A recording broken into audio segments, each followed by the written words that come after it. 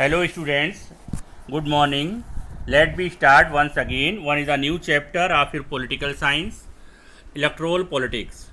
In this chapter, we study the importance of election in a democratic country. So election play a very important role in democracy because it often says that if there is no election, no democracy. Elections, this is the elections by which the ruling parties or the ruling authorities always worried for the welfare of the people and the citizens of the country.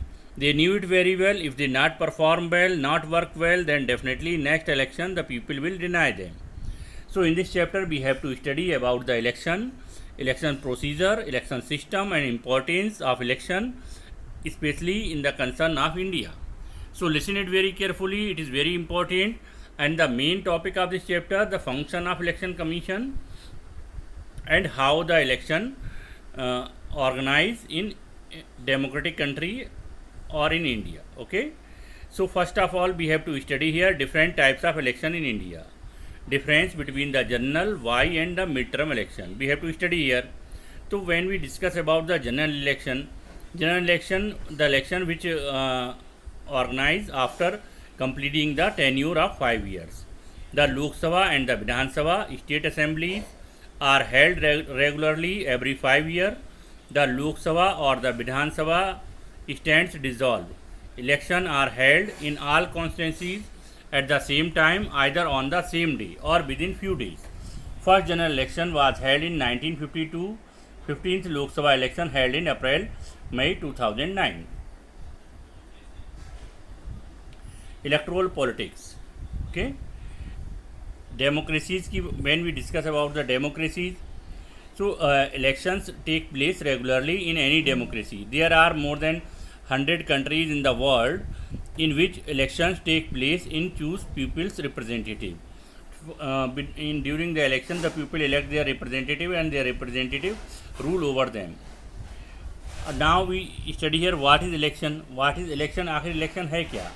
The mechanism by which people can choose their representative at regular interval and change them whenever they want to is called election. People participated in voting during the election. They have their voter epic कहते हैं जिसे election photo identity card है ना, EPIC. तो अब ये जो लोगों के हाथ में आप देख रहे हैं ना, ये लाइन में लगे हुए हैं लोग वोट डालने के लिए. तो ये क्या है, लोग जो हैं वोट डालने के लिए आए हैं अपने पोलिंग बूथ पर. Green shaded countries are democracies. अब यहाँ देखें कि जो मैप दिया हुआ है और इसमें जो ग्रीन शेडेड एरियाज दिख रहे हैं ये सारे डेमोक्रेटिक कंट्रीज़ हैं. It means in a large part of the earth, a large part of this world where the democratic rules and remaining they try to come under the democratic countries without democratic freedom. कुछ country जैसे कि बिना democratic freedom के हैं, जहाँ democracy नहीं है, जैसे क्यूबा है, नॉर्थ कोरिया है. नॉर्थ कोरिया में तो मालूम ही है आपको किम जोंग है. वियतनाम हो गया, लाओस है, चाइना है. The 5 communist countries of the world जहाँ पर डेमोक्रेसी नहीं है. In an election the voters make many choices. Elections के दौरान वोटर की बहुत सारी चॉइसेस होती हैं. They can choose who will make law for them. They can choose who will form the government and take major decisions. They can choose the party whose policies will guide the government and law making. Indian election system and procedure क्या है, भारतीय जो चुनाव आयोग है, चुनाव प्रक्रिया है उसका. How we can call Indian election are democratic, general, wide, midterm election, electoral constituencies, reserve constituencies, voter list, nomination of candidate, educational qualification of the candidate, election campaign, polling and counting of votes. ये सारी प्रक्रिया जो है चुनाव के दौरान होती है. सबसे पहले मतलब कई बार जनरल इलेक्शन होते हैं. बाई इलेक्शन वो है जो किसी कैंडिडेट के डेथ होने से या रिज़ाइन होने से जो कैंडिडेट सीट वैकेंट हुई है, सिंगल 1 या 2 सीट्स पर जो इलेक्शन ऑर्गेनाइज किए जाते हैं वो बाई इलेक्शन कहलाते हैं. मिड टर्म इलेक्शन वो है जो मध्यावधि चुनाव कहलाते हैं कि when the government lost his confidence of motion in the inside the house, तो वो पूरा कार्यकाल नहीं कर पाती है सरकार पूरा। बीच में जो इलेक्शन कराए जाते हैं वो मध्यावधि चुनाव कहलाते हैं। इलेक्टोरल कॉन्स्टिट्यूंसीज क्या है? During the time of election the all over the India the constituency it divide into the various constituencies, है ना। लोकसभा के दौरान क्या है 543 कॉन्स्टिट्यूंसीज होती हैं, और रिजर्व कॉन्स्टिट्यूंसीज हैं कुछ। Reserve constituency SC, OBC, ST या फिर वुमेन्स के लिए रिजर्व कर दी जाती हैं।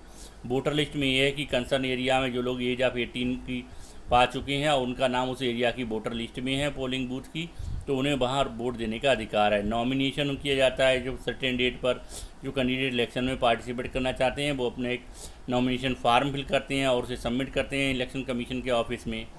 फिर उस पर एक इंक्वायरी होती है और अब उसे कैंसिल भी कर सकता है election commission. Educational qualification of the candidate ये चेक की जाती है। इलेक्शन कैंपेन होता है, लोग डिफरेंट टाइप के स्लोगन्स लेते हैं, डिफरेंट मैनिफेस्टो लेकर के वोटर के पास जाते हैं। उसके बाद सर्टेन डेट पर पोलिंग होगा, यानी वोटिंग डे होगा, और फिर काउंटिंग ऑफ वोट्स होगी। ये सारा काम इलेक्शन कमीशन का है। यहाँ पर एक एग्जांपल दिया हुआ है, जैसे चौधरी देवीलाल एंड लोकदल पार्टी। चौधरी देवीलाल और लोकदल पार्टी का। Chaudhary Devi Lal was an opposition leader in Haryana. He started a movement called Nyay Yudh struggle for justice. He formed a party Lok Dal. His party joined with other opposition party against the Congress. In the election campaign, he gave the promises if they will get a chance to form government, would waive loan for farmers and small businessmen. He promised that that this would be the first action of his government. The people were unhappy in the anxiety. Chaudhary Devi Lal का picture photo दिया है यहाँ पे।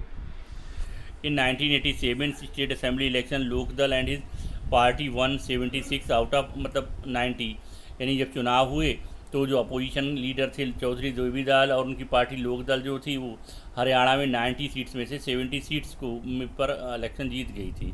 Lokdal party अकेले ही 60 seat पर जीती थी। Congress got 5 seats only. The existing chief minister has resigned and governor invited Devi Lal to be the new chief minister. As soon as he became the chief minister, government issued loans of all farmers, agricultural laborers and small businessmen. Party ruled Haryana in the next 4 years. In the next election in 1991, the Congress won the election and formed the government. अगले election में फिर चौधरी लाल को बहुमत नहीं मिलता है, फिर कांग्रेस को बहुमत मिल जाता है। Why do we need election in democracy? चुनाव क्यों ज़रूरी हैं? प्रजातांत्रिक देशों में, डेमोक्रेटिक देशों में चुनाव ज़रूरी क्यों हैं? To the large country like India particularly it is not possible for people to sit together every day and take all the decision। संभव नहीं है कि सभी लोग पॉलिटिक्स में एक्सपर्ट हों, वो सारे लोग पूरे कंट्री के एक साथ बैठें अपने डिसीजन लें। तो और बेटर भी क्या है कि एक वो अपने रिप्रेजेंटेटिव को इलेक्ट करते हैं और वो उनके लिए हाउस ऑफ पार्लियामेंट में बैठ करके रूल्स और रेगुलेशंस को तैयार करते हैं। nor everyone has the time and knowledge to take decisions on all matters. So in most democracies, people rule through their representative. Election provides a mechanism by which people can choose their representative at regular interval and change them if they wish to do so. So elections are essential in any representative democracy. Which are the choices getting a voter during the time of election? They can choose who will make laws them. They can choose who will form the government and take major decisions. They can choose the party whose policies will guide the government and law making. Which are the choices getting a voter during the time of election? कौन सी choices मिलती हैं voters के पास, क्या क्या अधिकार रहते हैं, ये यहाँ बताया गया है। फिर what makes a election democratic, क्या features of election democratic election, क्या फीचर्स क्या रहेंगे? फीचर्स ये हैं कि everyone should be available to choose, हर किसी के पास स्वतंत्रता है, अपने मनपसंद कैंडिडेट को वो चुनता है। There should be something to choose, the party and the candidate should be free to contest election and should offer some real choice to the voter. The choice should be offered at regular interval. Election must be held regularly after every 5 years. The candidate preferred by the people should be get elected. Elections should be conducted in a free and fair manner. The people can choose as they really wish. Indian parliament, यहाँ दिया हुआ भारतीय जो parliament है वो, तो एक राज्यसभा होता है। There are two houses in Indian parliament, one house is known as the Rajya Sabha and other is known as Lok Sabha. Rajya Sabha के बारे में बात करते हैं। Rajya Sabha is consist of not more than 250 members. Rajya Sabha में 250 मेंबर से ज़्यादा नहीं हो सकते। 238 members representing the states and union territories and 12 members nominated by the president. Rajya Sabha is a permanent body and it is not subject to dissolution. ये ध्यान रखिएगा हमेशा कि अक्सर पूछ लिया जाता है एग्जाम में, right the tenure of Rajya Sabha, तो परमानेंट हाउस है राज्यसभा, क्या है, परमानेंट हाउस है, it never dissolve. However 1/3 of the members retire every second year and are replaced by newly elected members. Each member is elected for a term of 6 years. तो जो tenure of member of Rajya Sabha है वो 6 year है, और अगर पूछा जाता है टेन्यूर यानी टाइम पीरियड ऑफ राज्यसभा, तो वो आएगा परमानेंट हाउस है, इट नेवर डिसॉल्व। लोकसभा के बारे में बात करते हैं। The Lok Sabha is composed of representative of people chosen by direct elections on the basis of universal adult suffrage. Maximum strength of the house is 552। Total member जो लोकसभा में है 552 मेंबर्स हैं। 530 members to represent the states, 20 members to represent the union territory. 530 member अलग अलग राज्यों से चुन करके आते हैं, और 20 मेंबर्स जो हैं वो यूनियन टेरिटरी से चुने जाते हैं। 2 मेंबर्स नॉमिनेट किए जाते हैं प्रेसिडेंट के द्वारा from the Anglo Indian communities. At present the strength of the house is 543 होगा। प्रेजेंट में क्या होगा कि 543 मेंबर्स हैं।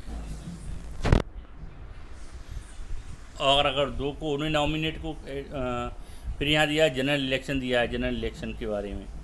जनरल इलेक्शन जहाँ जहाँ हुआ है 2019 का ये मैप है, तो 2019 में कहाँ कहाँ जनरल इलेक्शन हुए हैं,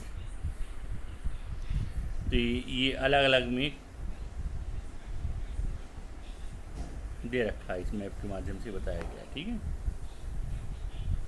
फिर देखें आगे। अब फिर यहाँ पर जैसे अभी बात कर रहे थे हम शुरू में, जनरल मतलब first election was held in 1952। जैसे एक तो जनरल इलेक्शन हो गया जो टाइम पीरियड पूरा करने के बाद हो रहा है। फिर उसके बाद बाई इलेक्शन की बात की। बाई इलेक्शन क्या है, बाई इलेक्शन वो होते हैं जब कैंडिडेट कोई किसी डेथ हो जाए, रिज़ाइन दे दे, सीट खाली हो कोई, तो उसकी जगह एक सिंगल सीट के लिए इलेक्शन होगा, वो बाई इलेक्शन कहलाएगा। मिड टर्म इलेक्शन वो होता है जहाँ पर जो गवर्नमेंट है वो लॉस्ट हो जाता है, कॉन्फिडेंस ऑफ मोशन लॉस्ट कर देता है, और उसके बाद वो अपना कार्यकाल पूरा नहीं कर पाती सरकार, और उसके बाद मध्य अवधि चुनाव होते हैं, उन्हें मिड टर्म इलेक्शन कहा गया। Okay, I hope that all of you understand it very well. Thank you and have a nice day. Okay.